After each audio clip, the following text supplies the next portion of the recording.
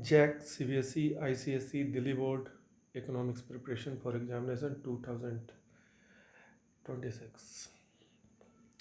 First question is micro, which means small, has originated from which of the following language?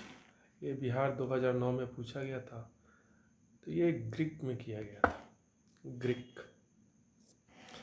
And economy can be classified as, तो economy classified होता है तीन part: capitalist, mixed and centrally plan. तो इसका all of these.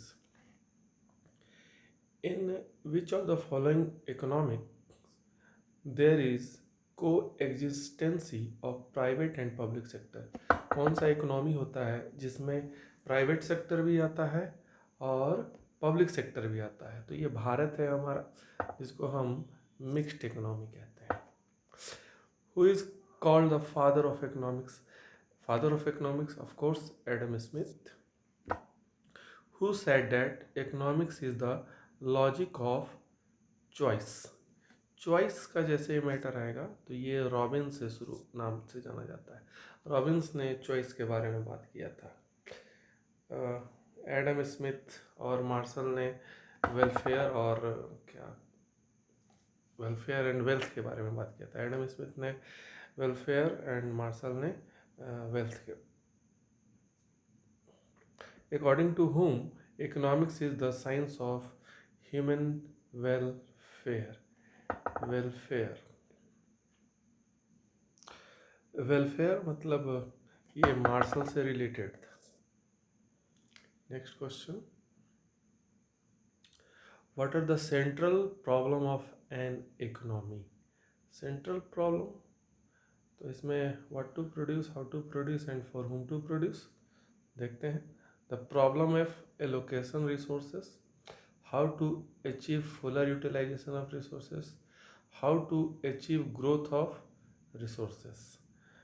ये last is all of this. ये चारों ही हो जाएगा इसमें, तीनों ही. Sorry. Name the curve which show economic problem. Name the curve which show economic problem. तो ये प्रोडक्शन पॉसिबिलिटी कर्व का कर्व, पीपीसी कर्व जिसको कहते हैं हम लोग, ये आपका पीपीसी कर्व हो गया. यही आपका इकोनॉमिक प्रॉब्लम, इकोनॉमिक ग्रोथ दोनों के बारे में बताता है, production possibility curve. Central problems are solved in mixed economy through economic planning, price mechanism, both A and B, and last is D, none of these.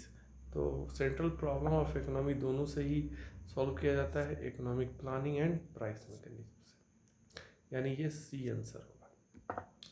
According to Adam Smith, economics is an inquiry into the nature and cause of wealth of nation.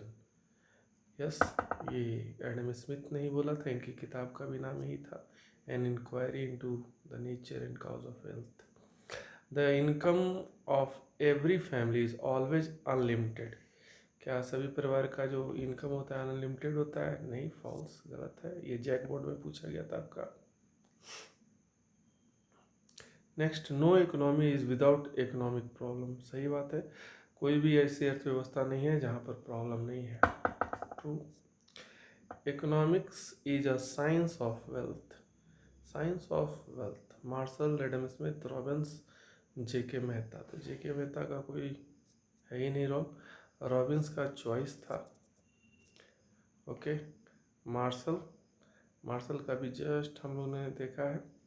Adam Smith का wealth और Marshall का welfare, यानी इसका answer क्या होगा हमारा? Adam Smith. 14 का Adam Smith. Which of the following is a type of economic activity?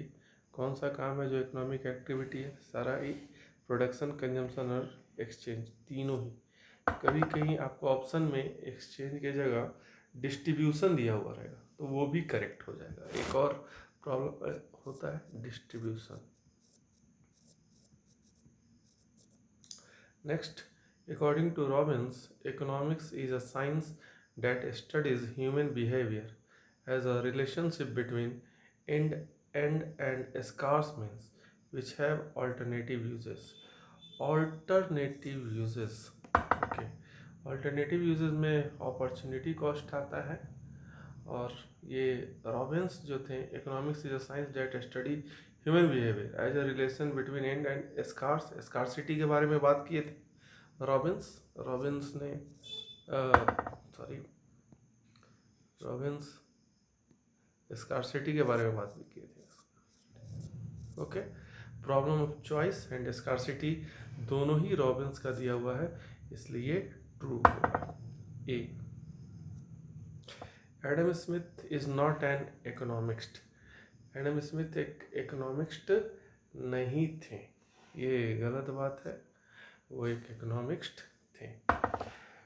आपको कोई सवाल जो MCQ से पूछना है, आप मेरे नंबर 94303008 पर व्हाट्सअप कर सकते हैं। Okay, thank you.